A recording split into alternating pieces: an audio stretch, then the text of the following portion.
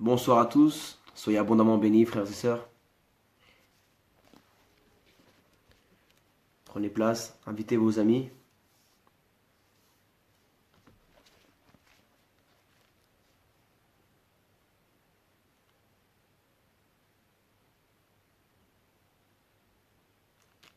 Bonsoir.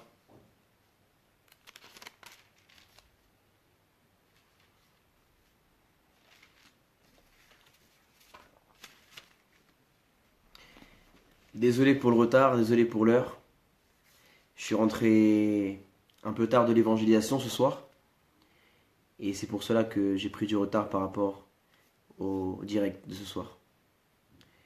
Je vous présente mes excuses pour le retard. Prenez place, frères et sœurs, invitez vos amis, partagez cette vidéo afin que nous puissions être nombreux à recevoir la parole de Dieu ce soir. Le thème de ce soir a pour titre « Sois aie miséricorde de Shimei et Dieu aura miséricorde de toi. » Bonsoir Yolande, bonsoir Christ, bonsoir Prunelle, soyez bénis, soyez abondamment bénis. Bonsoir Richard, soyez bénis. Excusez-moi, je suis vraiment désolé pour le retard. Normalement le direct aurait dû se faire à 22h, mais il s'est fait voilà, à 23h30, désolé. En tout cas, je tenais vraiment à partager la parole du Seigneur ce soir. C'est très important de chaque soir qu'on puisse recevoir la parole de Dieu avant de nous coucher. C'est important. On privilégie beaucoup les plats physiques.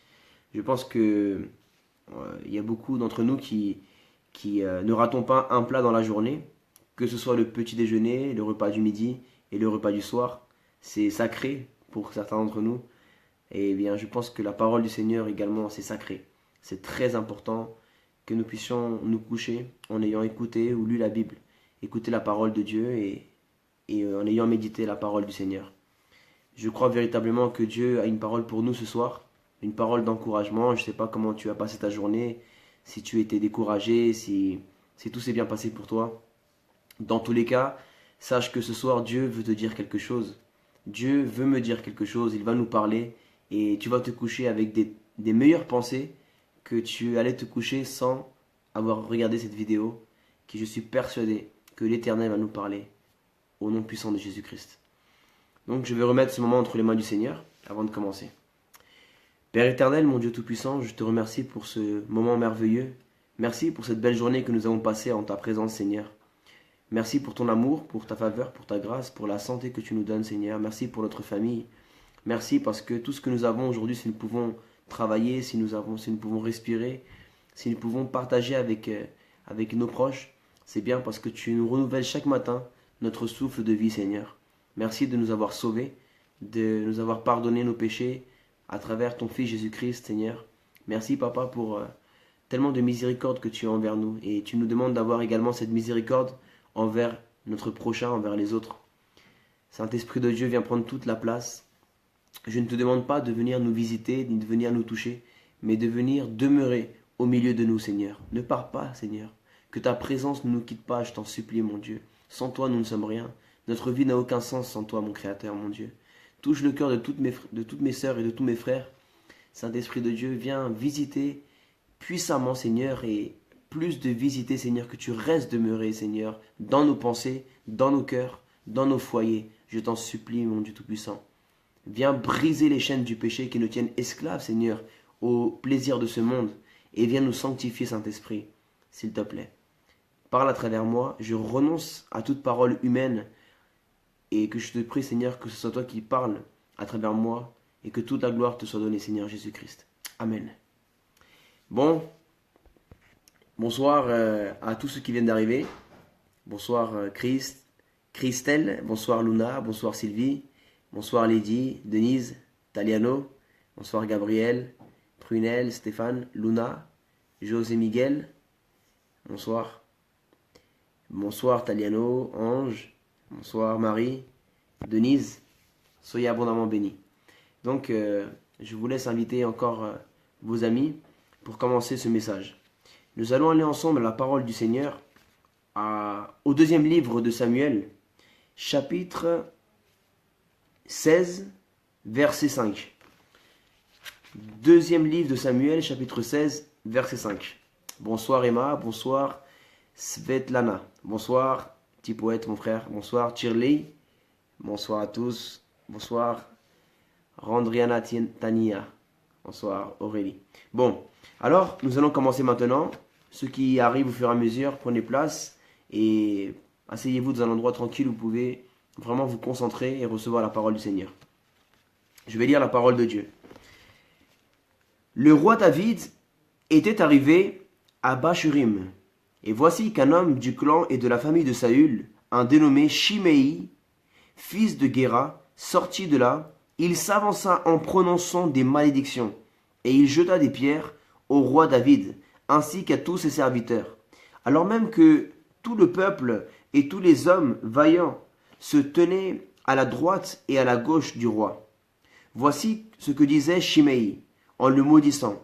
Va-t'en, va-t'en, homme sanguinaire, vaurien. L'Éternel fait retomber sur toi tout le sang de la famille de Saül. Tu as régné à sa place et l'Éternel a livré le royaume entre les mains de ton fils Absalom.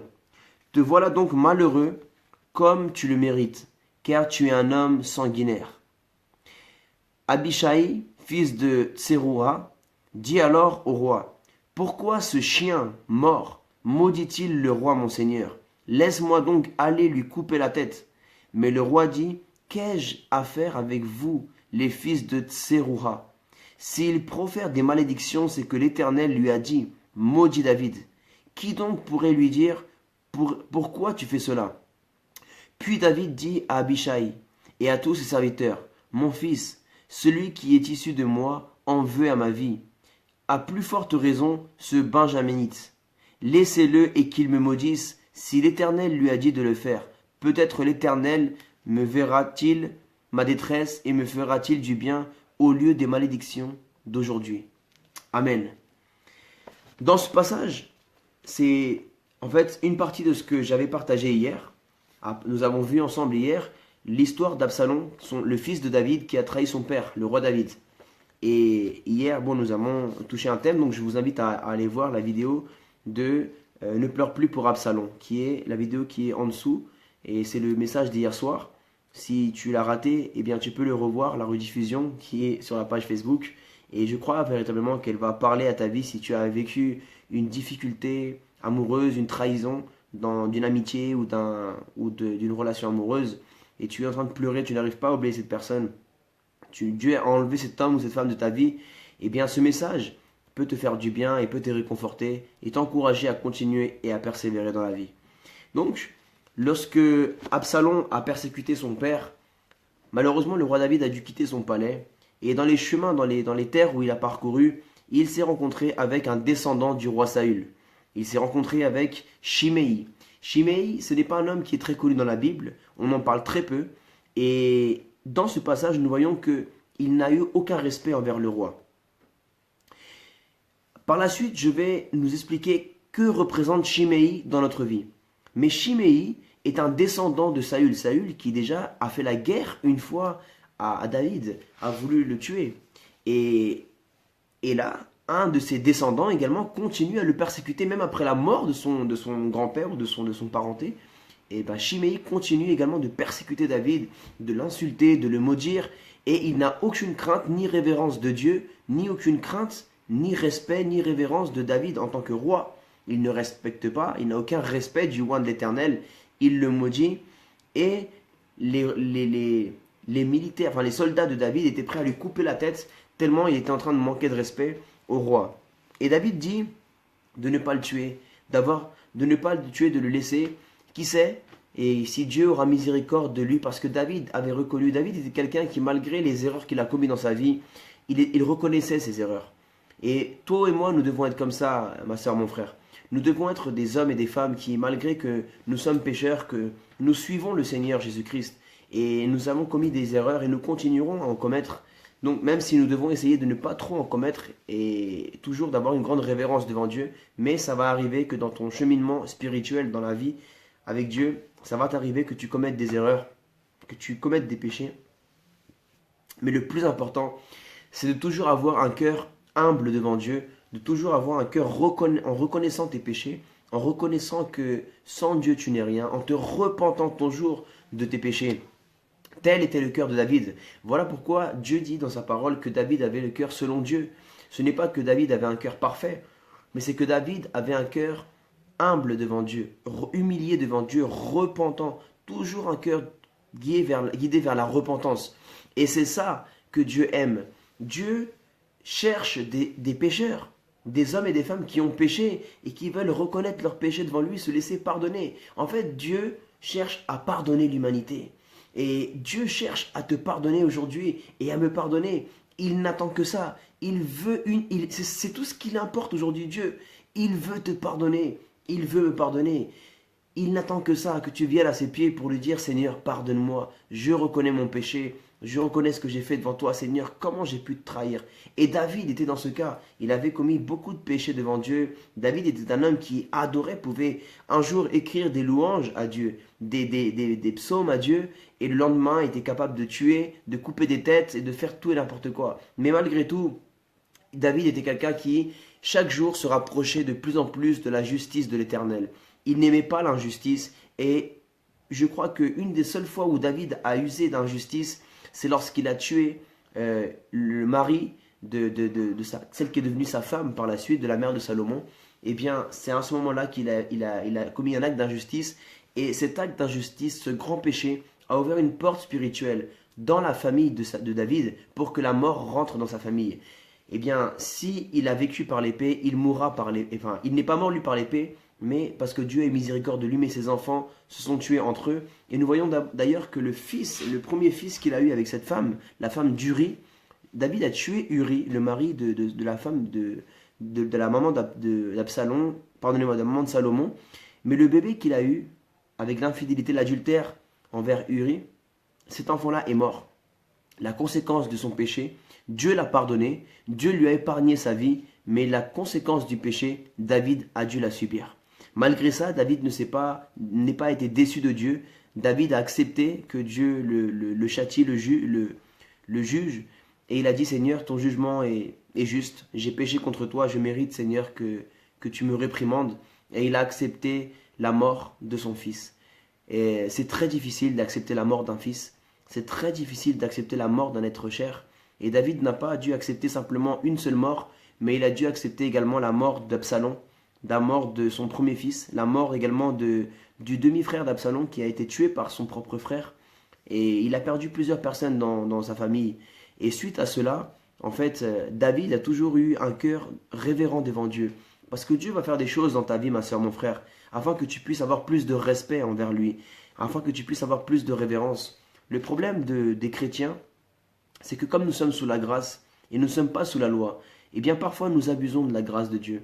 Parce que nous savons que si nous venons à Dieu au nom de notre Seigneur Jésus-Christ, lui qui a pris nos péchés à la croix, nous savons que Dieu va nous pardonner. Et nous savons que nous ne sommes pas sauvés par nos œuvres, ni par nos forces, mais que nous sommes sauvés par la miséricorde de Dieu, par sa grâce, en la foi que nous avons posée en son Messie, Jésus-Christ, notre Seigneur, le Fils de Dieu. Donc, le problème des chrétiens, c'est que bien souvent, eh bien, nous flirtons avec le péché, nous commettons des péchés consciemment, et ce que j'aimerais nous encourager aujourd'hui, c'est de cesser d'abuser de la grâce de Dieu, frères et sœurs. Cessons d'arrêter d'abuser de la grâce de Dieu.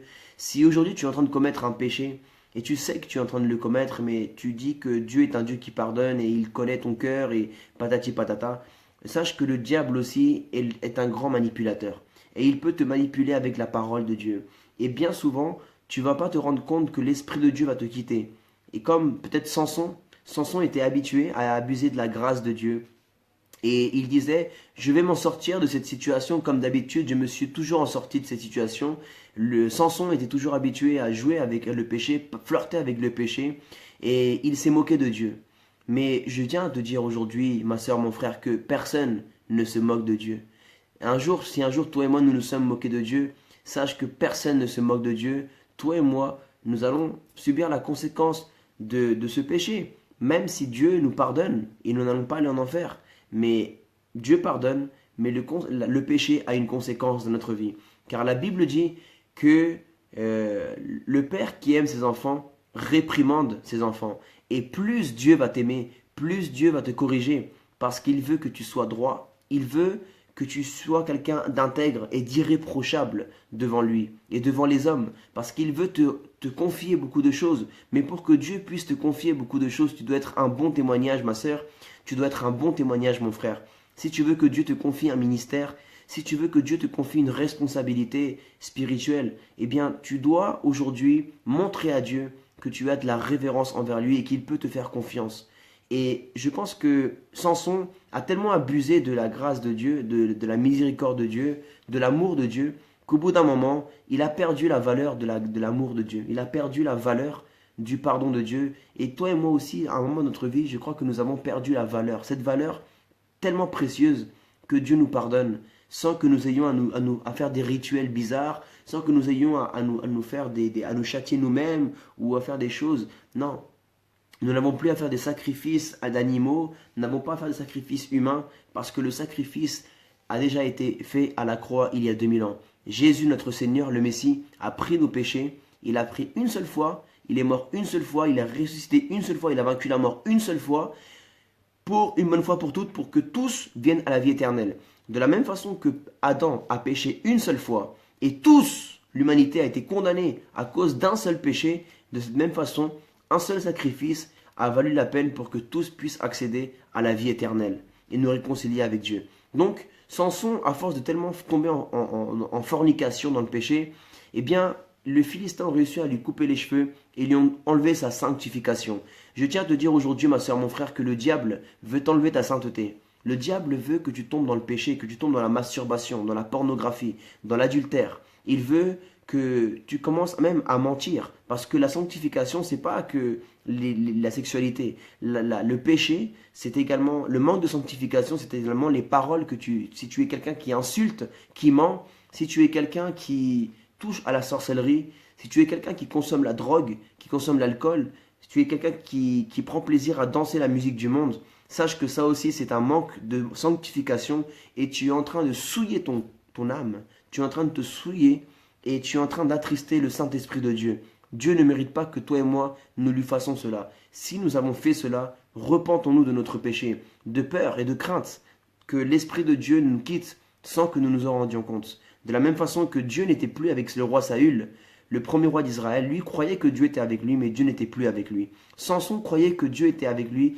mais Dieu n'était plus avec Samson. Et toi, tu crois peut-être parce que tu vas à l'église, mais tu es toujours en fornication, tu es toujours en péché, tu es toujours en train de tromper ton mari, ta femme, tu es toujours en train de regarder la pornographie, de pratiquer la masturbation, toujours en train de voler, de consommer la drogue, et tu crois que Dieu est avec toi. Mais je tiens à te dire aujourd'hui que ça se trouve, Dieu n'est plus avec toi. Tellement tu as péché, tellement tu as méprisé le Saint-Esprit de Dieu, tellement tu as piétiné le sang de Jésus, tellement tu as perdu le respect et la crainte de Dieu, ça ne te fait plus rien de coucher à droite, à gauche, ça ne te fait plus rien maintenant, tu n'as plus aucune sensibilité spirituelle et tu ne t'es même pas rendu compte que l'Esprit de Dieu n'est plus chez toi. C'est comme si aujourd'hui, tu m'invites chez toi et moi je suis chez toi et tu me zappes, tu m'ignores, tu commences à faire tout et n'importe quoi, tu mets le bazar chez toi et tu m'offres même pas à boire, tu m'offres même pas à manger et tu me dis même pas, mon frère, est-ce que ça va? Non, et le Saint-Esprit c'est pareil. L'Esprit de Dieu, il est chez nous, dans notre cœur. Notre corps et notre cœur représentent la maison de Dieu, le temple de Dieu. Et même pas tu offres à boire à Dieu qui est en toi. Qu'est-ce que ça veut dire offrir à boire, offrir à manger? C'est que la prière, la lecture de la parole, tu dois offrir à boire, offrir à manger à Dieu qui est ton invité, il est en toi. Et tu dois lui parler. Un invité, on lui donne de l'attention. Un invité, on lui parle, on lui dit comment tu vas, est-ce que tu vas bien, est-ce que tu désires quelque chose, je veux que tu sois roi. L'invité est roi dans beaucoup de cultures. Mais lorsque tu ignores l'Esprit de Dieu, parce que quand tu es en train de commettre un péché parce que c'est avec le diable, quand nous commettons un péché, nous sommes en train de commettre un adultère devant Dieu, parce que c'est notre corps. Dieu est dans notre corps. Et nous sommes en train de donner notre corps au péché sexuel. Donc c'est comme si toi aujourd'hui, tu es là, en tant qu'homme, en tant que femme, et tu vois ton mari, ta femme te tromper devant toi. Et elle s'en fiche de toi que tu es là, il s'en fiche que tu es là, il te trompe, elle commet un adultère devant tes yeux. C'est exactement ce que toi et moi nous faisons à chaque fois que nous commettons le péché devant le Seigneur. Le Seigneur, il est omniprésent. Non seulement il est partout à la fois, mais également il a choisi de faire de ton corps, de ton cœur, sa demeure. Et quand tu es en train de commettre un péché sexuel, un péché de n'importe quel type de péché, Dieu est en train de te voir, de ressentir tout cela. Il te voit en train de le tromper avec ce péché-là. Il te voit en train de le tromper avec le diable. Et toi, tu t'en fiches qu'il est là, dans la même chambre. Tu t'en fiches que Dieu est dans la même chambre ici que toi. Et aujourd'hui, je tiens à te dire, ma soeur, s'il te plaît, ouvre les yeux. Mon frère, ouvre les yeux, réagis. Réagis, réveille-toi. Coupe avec ce péché. Abandonne ce péché. Et cet homme-là, Chiméi, je reviens à l'histoire de David. Chiméi avait perdu le respect envers David. Il avait maudit. Tu sais que pour maudire Dieu, il n'y a pas besoin de le dire avec ta bouche. Pour maudire Dieu, même un acte peut être un acte de tu peux maudire quelqu'un avec un acte.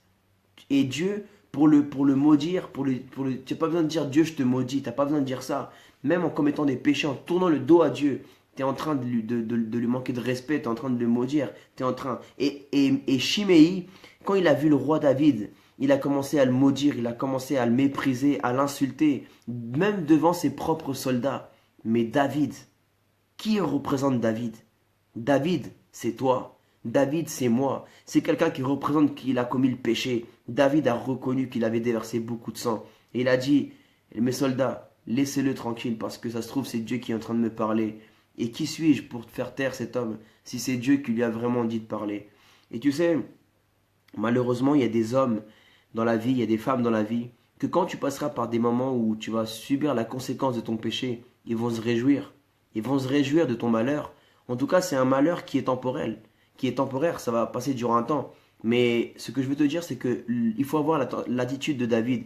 Il ne faut pas que toi tu réagisses à la provocation de Chiméi. Chiméi, comme je te dis, représente un homme ou une femme qui sont en train de te juger. Il te juge, il te jette des pierres. Parce que Chiméi a commencé à jeter des pierres à David et à tous les soldats. Il a commencé à lui jeter des pierres. Et quand on jette les pierres à quelqu'un, c'est quand on est en train de le critiquer. Certaines personnes sont en train de te critiquer parce que tu as commis un péché. Tu es tombé en fornication, tu as commis un adultère. Ils t'ont vu en train de fumer la drogue, tu es en train de boire l'alcool, tu vas en boîte de nuit, peut-être que tu n'arrives pas à laisser le mensonge, à laisser la vulgarité, tu n'arrives pas à laisser un certain péché et les gens sont en train de te juger, ils te lancent des pierres. Tout comme Chiméi a lancé des pierres à David, ils ont même perdu la crainte de Dieu, ils ont oublié que eux aussi sont des pécheurs. Chiméi était lui aussi un pécheur. Chiméi avait des péchés cachés lui-même que les autres ne savaient pas, mais Dieu connaissait ses péchés cachés. Il savait que Chiméi lui-même, dans son coin, lui aussi commettait des perversions, lui aussi mentait, lui aussi, ça se trouve, il trompait sa femme, lui aussi, ça se trouve, il avait déjà tué quelqu'un. Mais lui, il a osé prendre des pierres et juger David. Ce que Chiméi ignorait, c'est que peut-être que dans ce moment-là, il a vu David faible. Il a vu David accablé angoissé, affligé parce que son fils Absalom était en train de le persécuter et il a dû fuir. Il était face à David dans un moment faible de sa vie et il l'a méprisé, il a en profité de sa faiblesse et il a commencé à le critiquer, à le juger et à profiter de la faiblesse de David à ce moment-là. Mais ce que Chiméi ignorait, c'est que Dieu était avec David, malgré que Dieu était en train de corriger son fils. Dieu était avec son fils, parce que ce n'est pas parce que Dieu est en train de te corriger, mon frère, ma soeur, que Dieu est en train de permettre quelque chose dans ta vie. Je veux te dire aujourd'hui que Dieu ne t'a pas abandonné. Même si tu as commis un péché et tu es en train de vivre la conséquence de ton péché, Dieu ne t'a pas abandonné. Dieu est avec toi, même dans la correction. Peut-être que c'est quoi que ce soit, même si tu es en train peut-être de revivre. Toi-même, tu as été infidèle à quelqu'un et cette personne, en fait, aujourd'hui, tu es en train de récupérer l'infidélité que tu as commis un jour. Tu te dis, mais Seigneur, pourquoi tu m'as abandonné? Je veux te dire, Dieu ne t'a pas abandonné. Dieu le fait avec sa main sur le cœur, mais il doit te réprimander pour t'apprendre qu'on ne se moque pas de Dieu. Et tu ne fais pas à quelqu'un ce que tu ne veux pas qu'on te fasse.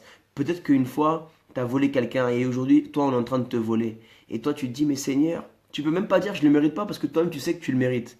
Et d'ailleurs, on mérite la mort, on mérite l'enfer, on mérite le châtiment de Dieu. Au contraire, lorsque Dieu ne nous châtie pas, c'est bien parce qu'il use de sa miséricorde et de sa grâce envers nous. Ne crois pas que tu mérites quoi que ce soit, mon frère. Ne crois pas que tu mérites quoi que ce soit, ma sœur. Ni parce que tu es pasteur, parce que tu prêches tous les jours dans les rues, dans les métros, ni parce que tu pries plus que les autres, ni parce que tu lis plus la Bible que les autres, ni parce que tu jeûnes plus que les autres. Tu ne mérites pas. Tu ne mérites rien du tout. La seule chose que tu mérites, c'est la mort, à cause du péché que toi et moi nous avons commis. Mais par la grâce de Dieu, Dieu ne nous tue pas, Dieu ne nous condamne pas en enfer, et Dieu nous bénit même. Il use de sa grâce et de sa miséricorde. Et en fait, Dieu, par la suite, a béni David. Il a restitué son royaume. Et je veux te dire aujourd'hui que les gens qui t'ont lapidé une fois, qui t'ont critiqué, qui se sont moqués de toi, qui t'ont jugé parce que tu avais commis un péché, qu'ils ont profité de ta faiblesse, ces gens-là, un jour, ils vont voir également la gloire de Dieu dans ta vie et eux-mêmes, ils vont se faire tout petits. Ils vont même te demander pardon, ils vont s'excuser d'un jour t'avoir jugé, d'un jour t'avoir critiqué. Parce que là où ils t'ont vu, où ils t'ont critiqué, eux-mêmes, ils vont tomber dans la même chose. Là où tu as critiqué la personne, là même, la personne te verra tomber également. Dans la même chose, au même endroit où cette personne t'a jugé, t'a jeté des pierres, toi aussi, un jour, tu repasseras par un moment, tu vas croiser cette personne dans ta vie et tu le verras dans un moment faible de sa vie. Mais toi, tu ne vas pas le lancer des pierres, tu vas faire comme David a fait. Et je vais te dire ce que David a fait. David a agi avec amour. David a agi avec miséricorde. David a agi avec la crainte de l'Éternel. Parce que David sait qu'il n'est personne, il n'est rien. Et Dieu est le Tout-Puissant. Et il n'est personne pour rendre à quelqu'un ce qu'il lui a fait. Parce que même si David avait récupéré son royaume, il savait que c'était Dieu qui lui avait donné par sa grâce. Alors là, nous voyons que dans ce passage, Shimei a commencé à l'insulter et David a dit à ce soldat, laissez-le. Et un peu plus loin, nous voyons que Absalom finalement est mort, il est décédé. Et Dieu a donné la victoire à Absalom, il l'a enlevé de sa vie. Et c'était très dur pour lui, comme on l'a enseigné hier. Mais ce que je veux te dire, c'est au chapitre 16, verset 12, David a dit quelque chose de très important. Lorsque les soldats voulaient le tuer, il a dit, laissez-le et qu'il me maudisse si l'Éternel lui a dit de le faire. Peut-être l'Éternel verra-t-il ma détresse et me fera-t-il du bien au lieu des malédictions d'aujourd'hui. Je veux te dire que même quand les gens te critiquent, quand les gens te jugent, tu vis des calomnies, les gens te font des injustices, peut-être ton mari, ta femme, un frère, une sœur, un ami, des gens au travail sont en train de se moquer de toi, sont en train de te calomnier, sont en train de faire des injustices envers toi. Toi, ne réagis pas, ne fais pas la même chose qu'eux. Toi, laisse Dieu agir, Dieu faire justice et prie Dieu pour qu'il ait miséricorde d'eux. Mais Dieu a vu ta sagesse, Dieu a vu que tu t'es humilié devant lui et Dieu va t'exalter parce que la Bible dit que Dieu exalte les humbles. L'humilité précède la gloire. David a été humble et Dieu a glorifié David. Au chapitre 19, prenez votre Bible, frères et sœurs, toujours ayez votre Bible avec vous. C'est très important de toujours avoir sa Bible avec soi. C'est plus important d'avoir ta Bible que ton portable. Alors, au chapitre 19, nous voyons que Dieu a restitué le royaume à David. De la même façon que toi aussi, ma soeur, mon frère, Dieu va te restituer ta sainteté. Dieu va te restituer ton ministère. Dieu va te restituer ton mariage. Dieu va te restituer ta guérison. Dieu va te restituer ta bénédiction financière. Dieu va te restituer tout ce que le diable t'a volé un jour, ou bien il a essayé de te voler. Dieu va te le rendre parce qu'il voit ton cœur qui s'est humilié devant lui. Oh, alléluia Seigneur, je parle à quelqu'un ce soir. Je te dis à toi ma soeur qui m'entend, à toi mon frère qui m'entend, Dieu va te rendre ce que Absalom a voulu te voler, ce que le diable a voulu te voler. Dieu va te le rendre aujourd'hui au nom de Jésus-Christ. Mais le plus beau et le plus intéressant dans cela, c'est qu'au chapitre 19, verset 19, les chemins de David et de Shimei se recroisent. Et maintenant, ce n'était plus David qui était faible. Là, David était fort. Il avait la gloire et il avait reçu le royaume de la part de Dieu encore une fois. Et là, nous voyons qu'il rencontre Shimei. Et Shimei n'a plus fait le malin. Lorsque Shimei a revu David, il n'a plus fait le malin. Je veux te dire que les gens qui un jour t'ont critiqué, un jour ils t'ont jugé, quand Dieu va te bénir dans ta vie, dans ton ministère, dans ta santé, eh bien, ils vont se faire tout petits. Moi, je te le dis parce que je l'ai vécu. Je l'ai vécu, mon frère, ma soeur. Je l'ai vécu. Et je te le dis à toi aussi, tu vas le vivre et tu vas l'expérimenter. Et regarde ce qu'il dit. Il a dit, Shimei, au verset 19, au moment où le roi traversait le Jourdain, Shimei, le fils de Guéra, se prosterna devant lui et lui dit que mon Seigneur ne tienne pas compte de ma faute, qu'il oublie la mauvaise conduite de ton serviteur le jour où mon Seigneur le roi a quitté Jérusalem, que le roi ne la prenne pas à cœur. Ils vont te dire que, s'il te plaît, prends pas à cœur ce que je t'ai dit, c'était pour rigoler, prends pas à cœur, c'était pas si mal que ça. Et ils vont te dire, prends pas à cœur, ils vont avoir honte, ils vont être intimidés par la gloire que Dieu va manifester dans ta vie. Ils vont être intimidés tellement ils vont voir la gloire de Dieu eux-mêmes. Ils vont se faire tout petits, ils vont fermer leur bouche. Ils vont dire, mais attends, c'est pas lui qui était tombé en fornication. Maintenant, il est pasteur. Maintenant, Dieu l'a béni. Il est marié. Il a des enfants. C'est pas elle qui était là en adultère. C'est pas elle qui avait commis ce péché. C'est pas elle qui était en boîte de nuit avant. C'est pas elle qui était là à consommer l'alcool. C'est pas lui qui fumait la drogue. C'est pas lui le voleur qui volait. Maintenant, c'est un homme de Dieu. Maintenant, elle, c'est une servante de Dieu. Waouh! Maintenant, Dieu l'utilise puissamment, cette femme. Maintenant, Dieu utilise puissamment cet homme. Mais comment c'est possible? Mais la dernière fois que je l'ai vu, il était triste, il était abattu, on voyait le péché dans sa vie. Maintenant, on voit la gloire de Dieu, la sainteté. C'est ce qu'ils diront de toi. Et toi, tu ne vas pas prendre des pierres et maintenant te venger, non. Toi, tu vas le bénir. Tu vas le bénir. Là où il n'a pas eu miséricorde envers toi, là où cet homme ou cette femme qui t'a jugé n'a pas eu miséricorde envers toi, toi, tu vas avoir miséricorde envers elle ou envers lui. Et tu vas lui dire, tu sais quoi ma soeur, tu sais quoi mon frère, que Dieu te bénisse. Tout ce que tu m'as souhaité comme malédiction, tout ce que tu m'as jugé, je te pardonne. Et je te souhaite que tu réussisses dans ta vie, je te souhaite que Dieu te bénisse parce que je sais que la guerre, elle n'est pas contre toi, elle est contre le diable. Et je sais que ce n'est pas toi qui parlais. Je sais que ce n'était pas toi qui parlais, c'est pas grave, sans rancune. Comme il dit dans ce passage, ne le prends pas à cœur. Au verset 21, chapitre 19, deuxième lettre de Samuel. En effet, moi, ton serviteur, là c'est Shimei qui parle, il dit, je reconnais que j'ai péché. Et aujourd'hui, je suis le premier de toute la famille de Joseph à venir à la rencontre de mon Seigneur le roi. Alors, Abishai, fils de Tserouha, prit la parole, il dit, Shimei ne doit pas mourir pour avoir maudit ce que l'Éternel a désigné par onction, mais David dit, qu'ai-je à faire avec vous, fils de Tserouba, et pourquoi êtes-vous aujourd'hui mes adversaires? Tu sais, il y a des gens qui sont tes amis, il y a des gens qui sont avec toi, ils vont voir quand les gens ils vont te critiquer, ça va leur faire mal aussi. Et après, ils vont être avec toi aussi, tes vrais amis, ils vont être avec toi le jour où tu vas recroiser la personne. Et même tes amis, ils vont avoir plus d'envie de se venger que toi-même. Et ils vont te dire, vas-y frère, laisse-moi lui donner une bonne leçon. Vas-y ma soeur, laisse-moi lui donner une bonne leçon. Mais toi, tu vas dire, arrête mon frère, arrête ma soeur, laisse. T'as rien à voir dans cette histoire, c'est entre lui et moi. C'est pas toi qui l'as fait, c'est moi, c'est à moi. Et moi, j'essaie de le pardonner parce que Dieu m'a pardonné également. Dieu m'a pardonné, Dieu est miséricorde de moi, donc moi aussi je vais avoir miséricorde de lui, je vais rien lui faire, je vais pas, au contraire, je vais le bénir. Et c'est ça que tu dois dire aujourd'hui. Si même tes amis ils veulent parler mal de ça, ils veulent parler mal de cette personne, ils veulent le critiquer ou même le frapper ou lui faire du mal parce qu'il t'a fait quelque chose, toi tu vas pas permettre, tu vas dire, même parler avec autorité à tes amis, tu vas dire faites pas ça les mecs, ne faites pas ça les filles, parce que on a la crainte de Dieu et si Dieu m'a pardonné, si Dieu m'a eu miséricorde de nous, qui sommes-nous pour abuser et faire du mal à cette personne-là? Laissons-le entre les mains du Seigneur. Et regarde ce qu'il a dit David à Shimei. Par la suite, il dit, devrait-on faire mourir un homme en Israël aujourd'hui? N'ai-je donc pas la certitude que je règne aujourd'hui sur Israël? Puis le roi dit à Shimei, tu ne mourras pas, et il lui en fit le serment. Aujourd'hui, je veux que tu saches que si tu uses de miséricorde envers quelqu'un, Dieu usera de miséricorde envers toi également le jour où toi tu commettras une erreur. Parce que si toi tu traites une personne sévèrement, le jour que toi aussi tu commettras une erreur, Dieu il va te traiter sévèrement. Tu seras mesuré avec la même mesure que tu mesures ton prochain. Si tu juges quelqu'un quand tu vois une erreur chez quelqu'un, au lieu de prier pour lui ou elle, toi tu juges.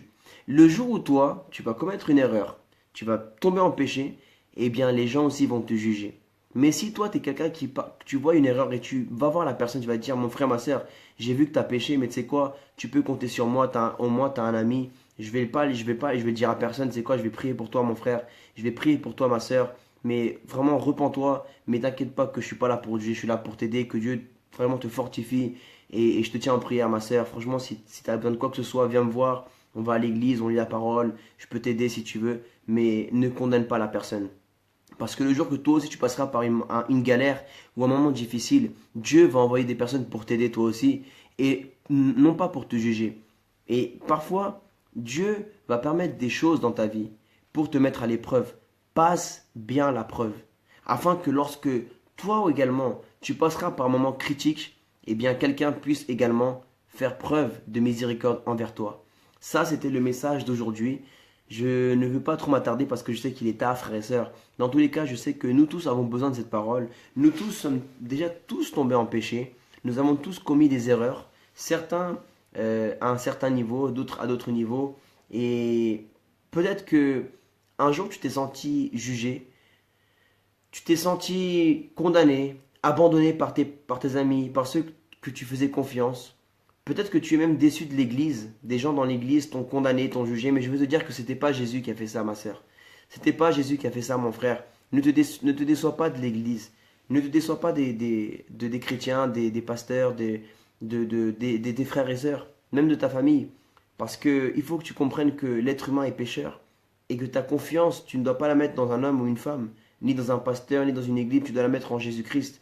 Parce que l'église pourra te décevoir, un homme et une femme pourra te décevoir, un pasteur pourra te décevoir, mais Jésus ne va jamais te décevoir. Et Jésus ne va pas te condamner ni te juger. Au contraire, Jésus veut te sauver, Jésus veut te pardonner, Jésus veut te rendre tout ce que le diable t'a volé. Et bibliquement, nous retrouvons cela dans Jean chapitre 3 verset 16, où la Bible dit que Dieu a tant aimé le monde qu'il a donné son Fils unique, afin que tout celui qui croit en lui ne périsse pas mais qu'il ait la vie éternelle. Car Dieu n'a pas envoyé son Fils afin de condamner le monde ni pour le juger, mais pour que le monde soit sauvé par lui. Dieu ne veut pas te juger, Dieu ne veut pas te condamner, Dieu veut te sauver ma sœur, Dieu veut te sauver mon frère. Peu importe ta croyance, si tu es chrétien, si tu es musulman, si tu es juif, si tu es athée, tu as commis des péchés, tu as commis des erreurs, tu es tombé en fornication, en perversion sexuelle, en adultère, tu es tombé dans peut-être la pornographie, la masturbation, tu es tombé dans le vol, peut-être ça se trouve même tu as commis quelque chose de très très grave parce que j'espère que des gens puissent nous voir même de la prison, même si tu as tué quelqu'un, même si tu as violé quelqu'un, même si tu as frappé ta femme, même si tu as frappé ton mari, même si tu as fait des choses très très graves. Je veux te dire qu'aujourd'hui, Dieu te demande de te repentir, mais il veut t'aimer, il veut te pardonner, parce que la Bible dit également dans 1 Jean 1,9 que tout celui qui confesse son péché devant Dieu, Dieu est bon et juste pour le pardonner. Moi, je te prêche un Dieu qui pardonne, un Dieu qui a pris ton péché, mon frère, un Dieu qui a pris ton péché, ma sœur, un Dieu qui veut te relever. Et là où le diable a voulu te tenir esclave du péché, le Seigneur Jésus-Christ veut te délivrer, il veut te donner la liberté, et il veut que tu puisses te réjouir de la vie éternelle qu'il t'offre aujourd'hui. Un jour, toi et moi, nous allons mourir. Et après la mort, nous partirons seuls, sans notre famille, sans nos richesses. Nous partirons sans la réputation, nous partirons sans rien. Nous emporterons même pas nos corps. Notre corps retournera poussière, mais notre âme ira éternellement près de Dieu ou loin de Dieu. Pour toi et pour moi, notre âme ira avec Dieu. Non pas parce que nous le méritons, mais parce que nous nous sommes humiliés devant Dieu à travers Jésus-Christ. Et Jésus a pris la conséquence de nos péchés à la croix. Si tu mets ta foi en Jésus comme ton Seigneur, ton Sauveur, le Fils de Dieu, eh bien celui qui accepte Jésus accepte la vie éternelle. Mais celui qui rejette Jésus rejette la vie éternelle et la colère de Dieu est sur lui. Donc aujourd'hui, accepte la vie éternelle afin que tu puisses aller auprès de Dieu au royaume des cieux pour l'éternité. Car le chemin qui mène à Dieu s'appelle Jésus-Christ. Il est le chemin, la vérité et la vie. Et nul ne va au Père sans passer par Jésus. Il l'a dit dans sa parole. Dans l'évangile selon Jean, au chapitre 14, verset 6. Il l'a dit, donc croyons-le, parce que Dieu ne ment pas. Dieu n'est pas un homme pour mentir, ni le fils d'un homme pour se repentir. S'il t'a promis des choses dans ta vie, il va les accomplir. Toi, tout ce que tu as à faire, c'est de te repentir, de t'humilier devant Dieu et dire, Seigneur, rends-moi ce que le diable m'a volé, s'il te plaît. Je pardonne ceux qui m'ont blessé. Et je m'engage aujourd'hui à ne pas juger les personnes. Si aujourd'hui tu as vu cette vidéo et tu as été touché, Dieu a touché ton cœur à travers ce message et tu as pris la décision ferme dans ton cœur de t'engager avec Dieu, d'arrêter de juger les autres, d'arrêter de critiquer, de demander pardon à Dieu et même à la personne que tu as fait du mal. Si tu as pris la ferme décision dans ton cœur de pardonner des gens qui t'ont fait du mal même et de faire du bien aux autres, de avoir de la miséricorde envers ton prochain, tout comme Dieu a eu de la miséricorde envers toi et tu veux attirer plus de miséricorde envers toi, eh bien toi sème plus de miséricorde et tu récolteras plus de miséricorde. Mais si toi tu sèmes plus de jugement envers les, plus de critiques, plus de dureté, toi aussi tu récolteras plus de jugement, les gens vont te critiquer, te juger et ils vont être durs envers toi. Si tu veux prendre cette décision de suivre Jésus-Christ, de te repentir, de recevoir la vie éternelle, peu importe ta croyance, peu importe qui que tu sois ma soeur, mon frère, aujourd'hui c'est Dieu qui a permis que tu reviennes à lui, que tu regardes cette vidéo. Je t'invite à faire cette prière avec moi. Prends quelques secondes, mets-toi de côté, concentre-toi et parle à Dieu de tout ton cœur. Et répète avec moi cette prière. Dis-lui, Seigneur Jésus-Christ, aujourd'hui je t'ouvre mon cœur, Seigneur. Je crois que tu es le Fils de Dieu, le Messie, mon Seigneur et mon Sauveur, que tu as pris la conséquence de mes péchés à la croix, que tu es mort et ressuscité, que tu as vaincu la mort et que tu es assis à la droite de Dieu le Père, et que tu reviens bientôt nous chercher pour nous emmener avec toi dans toute ta gloire pour l'éternité. Seigneur, je te demande pardon aujourd'hui si j'ai jugé quelqu'un, si j'ai critiqué, Père. Je te demande pardon, Seigneur, mon Dieu Tout-Puissant. S'il te plaît, apprends-moi à être miséricordieux envers les autres, à ne pas juger, mais plutôt à leur tendre la main pour les aider, et non pas tendre ma main pour les critiquer ni les juger. Seigneur, je t'en supplie, remplis mon cœur d'amour. Je me repens aujourd'hui, et je veux également pardonner les gens qui m'ont fait du mal, les gens qui m'ont jugé, les gens qui m'ont critiqué, qui m'ont trahi. Je les pardonne en ton nom, Seigneur, tout comme toi tu m'as pardonné, tout comme toi tu as usé de miséricorde envers moi. Moi également, je veux être miséricordieux envers les autres, Seigneur. Qui suis-je pour me venger? Qui suis-je, Seigneur, pour faire du mal à mon prochain? Qui suis-je, Seigneur, pour critiquer ou pour juger, pour rendre la monnaie de leur pièce, alors que toi, tu ne me rends même pas la monnaie de ma pièce, Seigneur? Moi, j'ai péché contre toi, et toi, tu es miséricorde de moi, Seigneur. Merci pour ton amour. Sauve mon âme. Rappelle-toi de moi le jour que je serai devant ta gloire, ta majesté, Seigneur Jésus-Christ. Amen. Que Dieu te bénisse, ma sœur. Que Dieu te protège, mon frère. Que la paix de Dieu soit sur toi, sur ta famille, sur tes enfants, sur ton ministère, sur tes finances. Et que Dieu pose sa main puissante sur ta vie. Maintenant, si quelqu'un a besoin de prière, nous pouvons prendre un petit moment de prière. Si tu as une maladie, tu n'as pas forcément besoin de préciser la maladie. Tu peux simplement dire, je suis malade, prie pour moi, pasteur. Et nous allons tous prier avec les 47 personnes connectées en ce moment, en direct. Nous sommes 47 personnes connectées, 47 personnes qui nous allons prier pour toi, 49 maintenant. Nous allons prier pour toi si tu as des soucis dans ta famille, dans ton couple, dans ta santé, dans tes finances. Tu peux dire même simplement, prie pour moi. Et pas besoin de dire le sujet, mais Dieu connaît déjà le sujet. Et nous allons prier Dieu le Père pour qu'il agisse dans ta vie en fonction de ton besoin. Amen. Si tu as été également édifié par ce message, tu peux également nous encourager à continuer ces vidéos pour vraiment continuer à chercher davantage le Seigneur pour pouvoir apporter un repas spirituel de qualité. La Bible dit, tout ce que vous ferez dans le secret, Dieu vous récompensera publiquement. Moi également, quand j'ai donné ma vie au Seigneur, il y a 8 ans en arrière, j'ai écouté des prédicateurs et j'étais impacté par le message que Dieu apportait dans ma vie. Et souvent, je disais, mais Seigneur, waouh, je vais leur demander le secret. Et j'allais les voir et ils me disaient, écoute, mon secret, c'est l'intimité avec Dieu. Et si tu veux être un bon prédicateur ou une sœur, une femme qui va apporter également le témoignage du Seigneur, ce qu'il a fait dans ta vie, si tu veux apporter l'évangile, je veux t'encourager. Le secret, c'est la présence de Dieu, c'est l'intimité avec le Saint-Esprit. Plus tu passeras du temps avec le Saint-Esprit, plus tu passeras du temps avec Dieu, plus Dieu va te révéler les mystères de sa parole. Plus Dieu va agir dans ta vie, plus tu vas donner de l'importance à Dieu, plus Dieu donnera de l'importance à ton cas et à ce que tu es en train de vivre. Donc nous allons commencer maintenant avec la prière. Alléluia. Seigneur Jésus-Christ, reçois toute la gloire. Merci pour tous ceux qui ont répondu au message. Si vous avez été édifiés, que Dieu vous bénisse, que toute la gloire revienne à notre Seigneur Jésus-Christ. C'est lui qui a parlé. Nous sommes uniquement des instruments entre ses mains. Sylvie, ma sœur, nous prions pour toi maintenant. Père éternel, Seigneur, tu connais la vie de ma sœur Sylvie. Je te demande, s'il te plaît, de venir à son secours, Seigneur. Tu sais ce qu'elle est en train de vivre, Seigneur. Je t'en supplie, au nom puissant de ton Fils Jésus-Christ. Père éternel, s'il te plaît, agis puissamment. Viens à son secours, délivre-la, Seigneur. Viens agir dans son besoin, tu connais, Seigneur. Viens faire un miracle dans sa vie. Surprends-la pour ta gloire, Seigneur Jésus-Christ, car tu es le Dieu des miracles. Merci, Seigneur. Amen.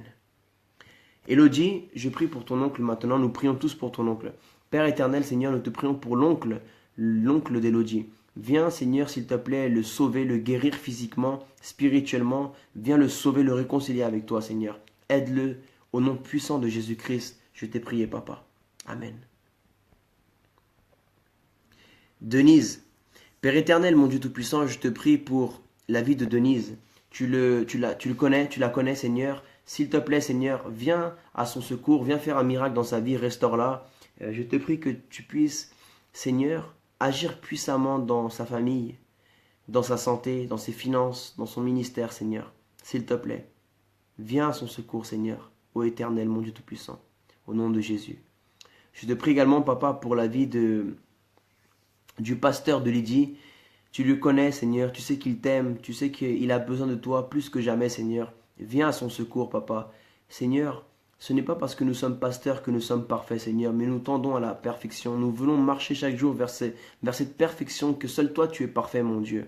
Seigneur, je te prie pour le pasteur de Lydie, s'il te plaît, fortifie-le, continue à le sanctifier, continue à le préserver, Seigneur. Protège-le de toute attaque du diable. Au nom puissant de Jésus-Christ, je t'ai prié, Père. Alléluia. Anita, sois bénie, je prie également pour toi, que Dieu te bénisse davantage. Yoya, que Dieu te bénisse, Père éternel, je prie pour la vie de Yoya, également de Anitia. Bénis-la, bénis-les, Seigneur, fortifie-les, Seigneur. Continue de les protéger puissamment dans le nom puissant de Jésus-Christ, Seigneur. Merci pour la vie, de la santé de Jérémie. Guéris-le. Je prends autorité maintenant et j'ordonne à toute maladie de quitter le corps de Jérémie. Dans le nom puissant de Jésus-Christ.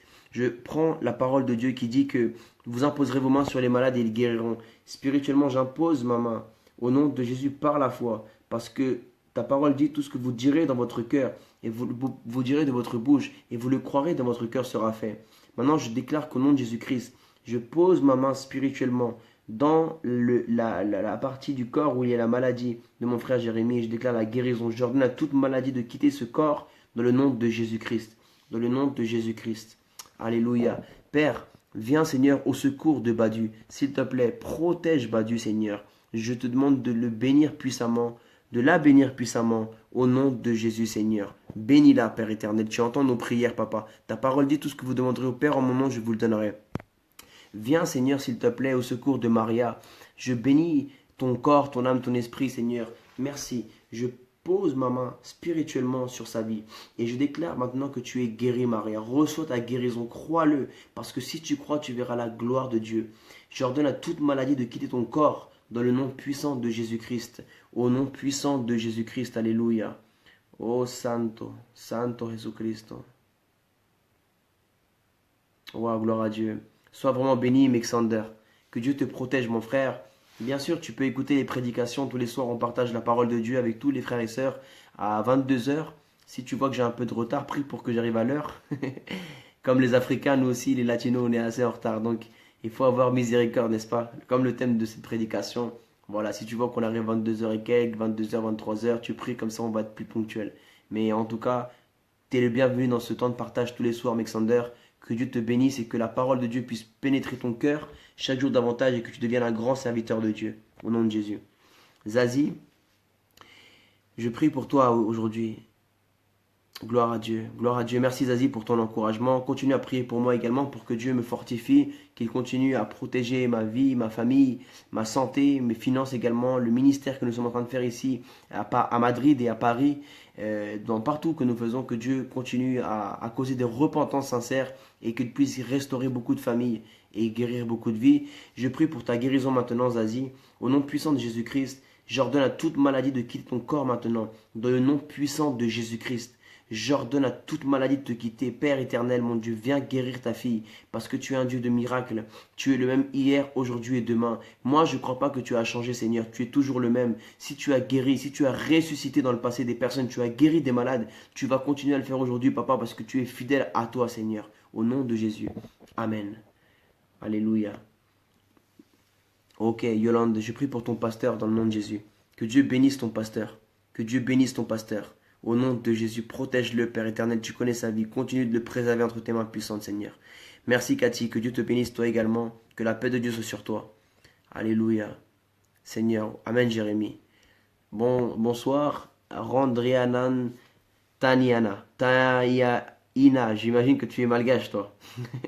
J'imagine que tu es de Madagascar. Sois béni également. Je prie pour toi et je prie que Dieu maintenant te fasse marcher fermement dans le chemin du Seigneur.